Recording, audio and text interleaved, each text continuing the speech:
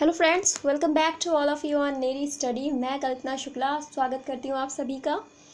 तो हम शुरुआत करने जा रहे हैं हमारे करंट अफेयर के सेशन की, और आज है 12 जून। जो भी इंपॉर्टेंट क्वेश्चन है सारे के सारे वीडियो में ऐड हैं, तो आप लोग कॉपी पेन लेकर के रेडी हो जाइए और जो भी आपको इम्पोर्टेंट लगता है उसे आप नोट ज़रूर कर लीजिए। और कल है संडे, तो कल आप इन सारे जो दिनों में आपने जो कुछ भी पढ़ा है उसे रिवीजन ज़रूर कर लीजिएगा, ताकि आपको जो भी पॉइंट्स हैं वो अच्छे से याद रहें।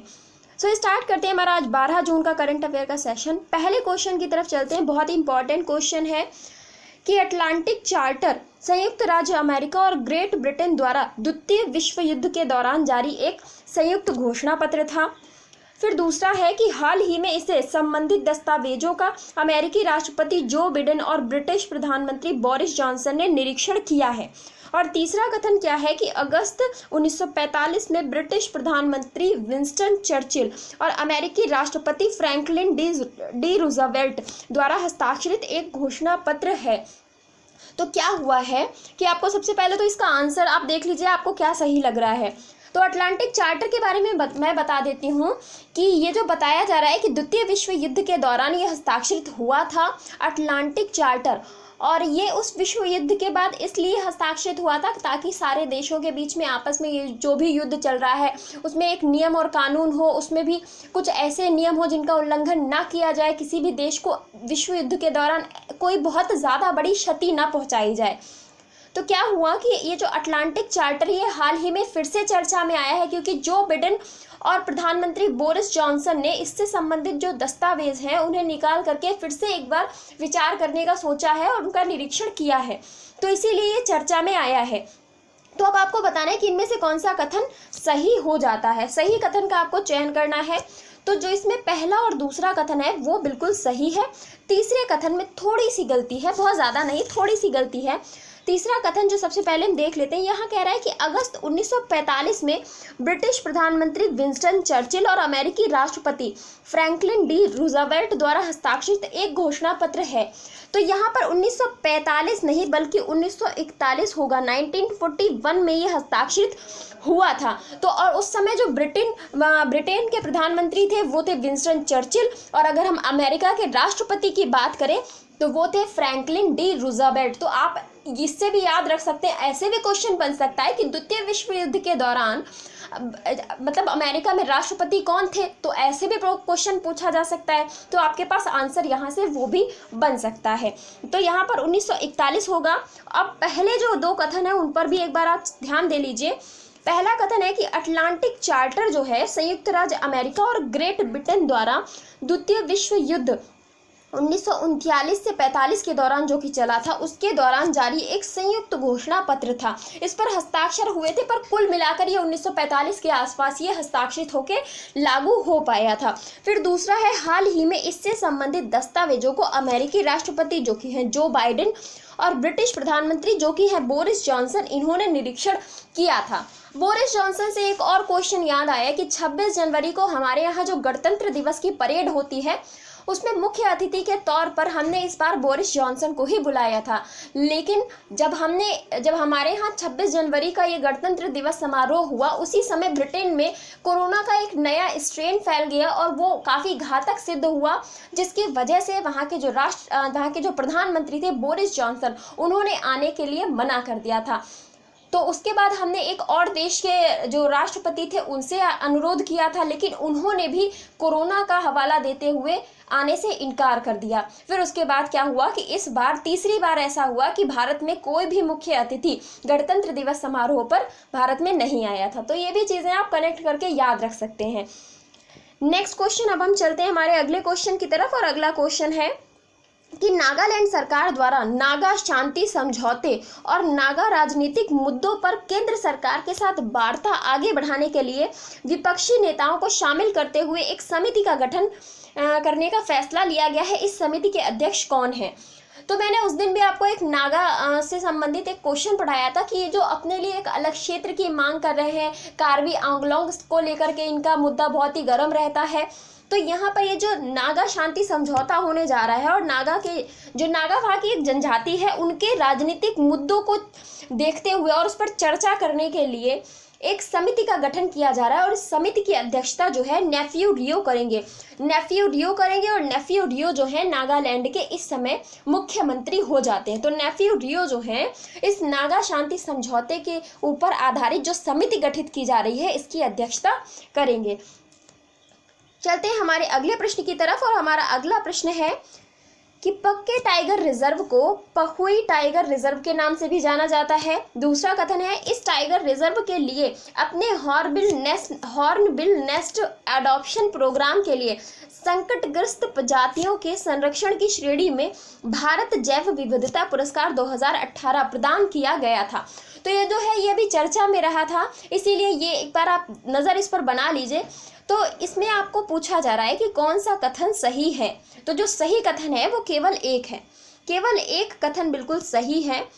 इसमें ये जो पक्के टाइगर रिजर्व है या पखुई टाइगर रिजर्व के नाम से भी इसे जाना जाता है और इस टाइगर रिजर्व के लिए अपने हॉर्नबिल नेस्ट एडॉप्शन प्रोग्राम के लिए इसने संकटग्रस्त प्रजातियों का इसने संरक्षण किया है, जो भी इंडेंजर्ड है कैटेगरी में आते हैं, जो बहुत ही ज़्यादा मतलब संकट है जिनके ऊपर, ऐसी प्रजातियों को बचाने के लिए इसको भारतीय जैव विविधता पुरस्कार 2016 में दिया गया था। तो ये 2016 में नहीं दिया गया था, 2018 में नहीं बल्कि ये 2016 में दिया गया था। तो यहाँ पर 2016 होगा, 18 नहीं होगा।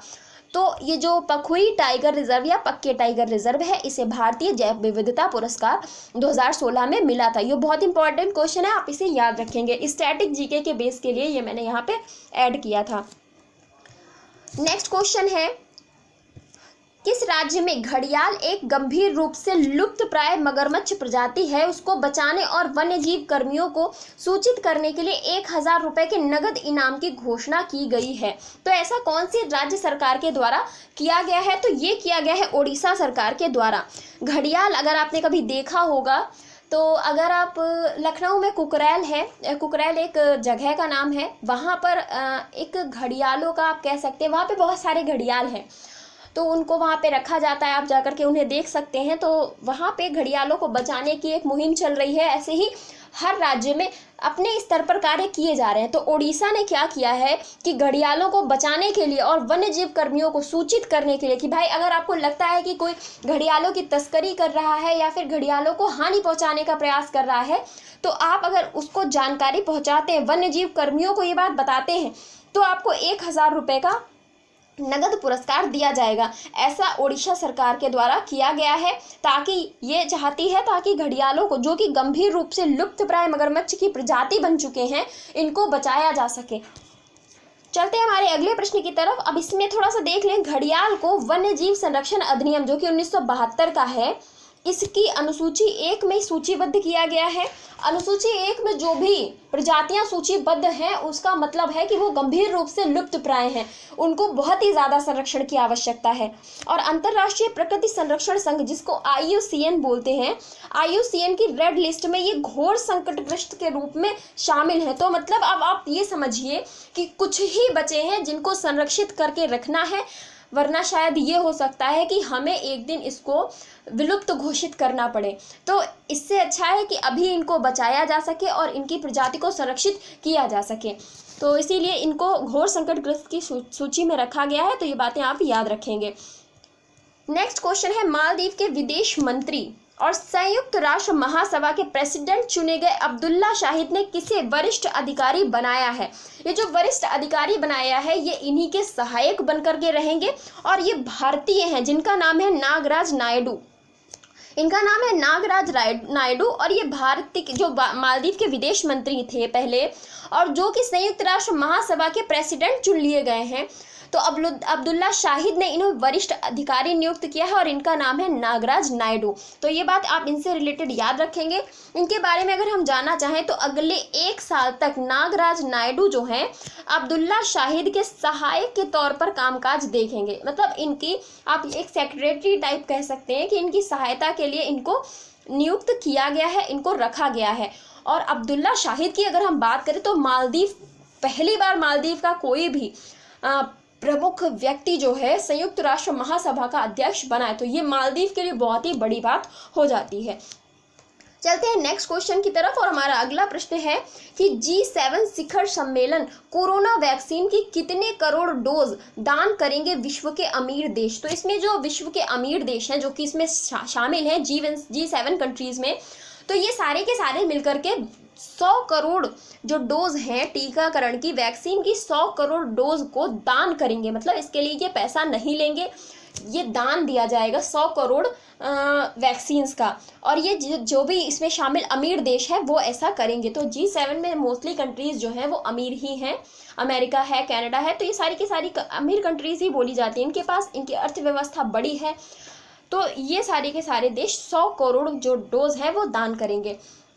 इसके बारे में हम जान लेते हैं। ब्रिटेन इस शिखर सम्मेलन की दक्षिण पश्चिम इंग्लैंड में मेजबानी कर रहा है और इस सम्मेलन में Britain, America, Canada, Japan, Germany, France और इटली, इसके साथ साथ में यूरोपीय संघ जिसे EU बोलते हैं, ये भी शामिल है। शिखर सम्मेलन में भारत, दक्षिण कोरिया, ऑस्ट्रेलिया और दक्षिण अफ्रीका को अतिथि देशों के रूप में आमंत्रित किया गया है। तो अतिथि देशों के रूप में हमारे भारत को भी G7 शिखर सम्मेलन में आमंत्रित किया गया, इसलिए ये इम्पोर्टेंट हो जाता है। तो आपको याद रखना है कि भारत के साथ साथ में दक्षिण कोरिया, ऑस्ट्रेलिया और दक्षिण अफ्रीका को भी आमंत्रित किया गया है। चलते हैं नेक्स्ट क्वेश्चन की तरफ और अगला क्वेश्चन है कि भारतीय रिजर्व बैंक के डिप्टी गवर्नर जिनका नाम है महेश कुमार जैन, इनके कार्यकाल को कितने वर्ष के लिए बढ़ा दिया गया है। तो महेश कुमार जैन उप गवर्नर आप कह सकते हैं किसके हैं, RBI के हैं। मुख्य जो गवर्नर है वो है शक्तिकांत दास, पर 4 डिप्टी गवर्नर होते हैं, उनमें से एक है महेश कुमार जैन। इनके कार्यकाल को अगले 2 वर्ष के लिए बढ़ा दिया गया है, तो 2 साल इसका राइट आंसर है। ये जो महेश कुमार जैन है जो कि RBI के डिप्टी गवर्नर है, 2 वर्ष के लिए इनके कार्यकाल को आगे बढ़ा दिया गया है। तो अब अगले 2 वर्ष तक ये पुनः इसी पद पर रहेंगे। चलते हैं हमारे अगले क्वेश्चन की तरफ और अगला क्वेश्चन फिर से RBI से रिलेटेड है। भारतीय रिजर्व बैंक ने चंद्रशेखर घोष को 3 साल की अवधि के लिए किस बैंक के MD और CEO के रूप में पुनः नियुक्त किया गया है। अब ये फिर से उसी पद पर नियुक्तियां कोविड के कारण हो रही हैं, तो कोविड के कारण जो लोग उस पर जिस भी पद पे काम कर रहे थे उनके पदों में मतलब कार्यकाल में और बढ़ोतरी कर दी गई है। तो उसी में से एक हमें बैंक देखने को मिलती है बंधन बैंक। तो बंधन बैंक के MD और CEO थे चंद्रशेखर घोष। इनके कार्यकाल में 3 साल के लिए बढ़ोतरी कर दी गई है। अब अगले 3 वर्ष के लिए ये फिर से बंधन बैंक के MD और CEO बन गए हैं। नेक्स्ट क्वेश्चन की तरफ चलते हैं, तो आप इनका नाम याद रखेंगे। नेक्स्ट क्वेश्चन है बहुत ही इंपॉर्टेंट है और यूपी के सेंस में बहुत ही इंपॉर्टेंट है। जो भी यूपी के स्टूडेंट्स मुझसे जुड़े हुए हैं उनके लिए ये क्वेश्चन मोस्ट इंपॉर्टेंट है। इलाहाबाद हाई कोर्ट के नए चीफ जस्टिस के रूप में किसे नियुक्त किया गया है। इलाहाबाद जो कि उत्तर प्रदेश का हाई कोर्ट है, उच्च न्यायालय है, इसके नए चीफ जस्टिस के रूप में किसे नियुक्त किया गया है। तो इनका नाम है जस्टिस संजय यादव। संजय यादव इनका नाम है और इनको मुख्य न्यायाधीश आप कह सकते हैं नियुक्त कर दिया गया है इलाहाबाद हाई कोर्ट का। अब आपको मुझे ये क्वेश्चन का आंसर देना है कि इलाहाबाद हाई कोर्ट की खंडपीठ कहाँ पर स्थित है। इलाहाबाद हाई कोर्ट की खंडपीठ कहाँ पर स्थित है। बहुत ही सरल क्वेश्चन है, आप बहुत ही आसानी से दे सकते हैं आंसर। तो आपको इसका आंसर कमेंट बॉक्स में देना है। नेक्स्ट क्वेश्चन है और ये आज का हमारा लास्ट क्वेश्चन है। विश्व बाल श्रम के विरुद्ध दिवस कब मनाया जाता है। विश्व बाल श्रम के विरुद्ध दिवस कब मनाया जाता है। तो ये मनाया जाता है 12 जून को। जो भी बच्चे बाल श्रम करते हैं उनके अधिकारों के संरक्षण के रूप में इस दिवस को मनाया जाता है। क्योंकि आप अगर भारतीय संविधान को भी देखेंगे तो मौलिक अधिकारों में ये वर्णित है कि जो छोटे बच्चे हैं उनसे किसी भी प्रकार के उद्योग धंधों में काम नहीं कराया जा सकता। तो फिर आप देख सकते हैं कि बाल श्रम के विरुद्ध यहाँ पर कितने बड़े बड़े कानून हैं और जागरूकता दिवस भी मनाया जाता है। तो 12 जून को ये मनाया जाता है और इसकी इस बार की जो थीम थी वो भी देख लीजिए। इस बार की थीम थी act now and child labour.